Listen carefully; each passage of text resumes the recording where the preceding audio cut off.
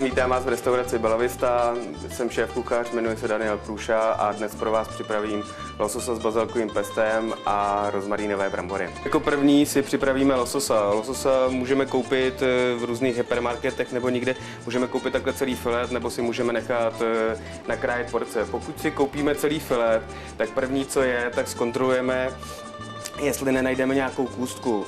Jedna porce pro jednu osobu by měla vážit asi tak 200 gramů, jo, takže zakrojíme.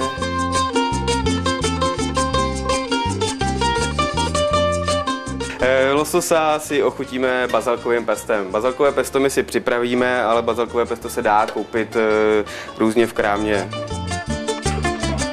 Co patří do pesta? První základní věc je teda bazalka. Vezmeme čerstvou bazalku si otrháme lístečky. Do pesta pro 4 osoby přijde 1 stroužek česneku.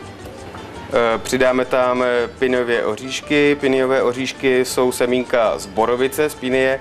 Máme je opečené dopředu. 50 gramů nastrouhaného parmazánu. Nastrouhaný parmazán koupíme taky běžně v obchodě. Dle chuti osolíme, opepříme a přidáme olivový olej extra virgin. Asi tak 1 deci.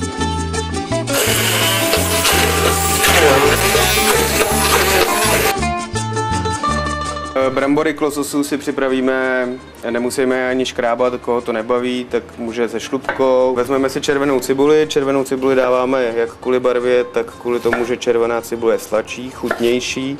Rozkrájíme si ji na větší kusy. Vezmeme si česnek. Česnek si jenom rozmáčkneme nožem. Do brambor s cibulí a s česnekem si přidáme ještě rozmarín čerstvý. Osolíme. Opepříme. Přidáme olej.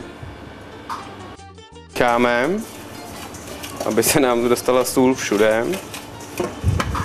Tak, brambory dáme na plech a do trouby.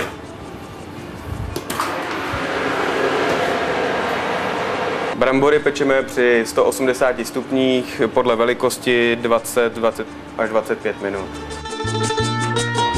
Lososa si osolíme, popepříme, na grill si dáme olej, vezmeme lososa a dáme péct na grill kůží dolů jako první. Steak kůží dolů se opejká asi tak minutu až 2. Když máme steak opečený kůží, tak ho obrátíme a opečeme ještě trošku ze zhora. Tak, dáme do předehřáté trouby na 190 stupňů na 6-7 minut. Na upečeného lososa dáme bazalkové pesto, které jsme si připravili. Lososa dáme na chvíli ještě prohřát s pestem do trouby, tak na minutu.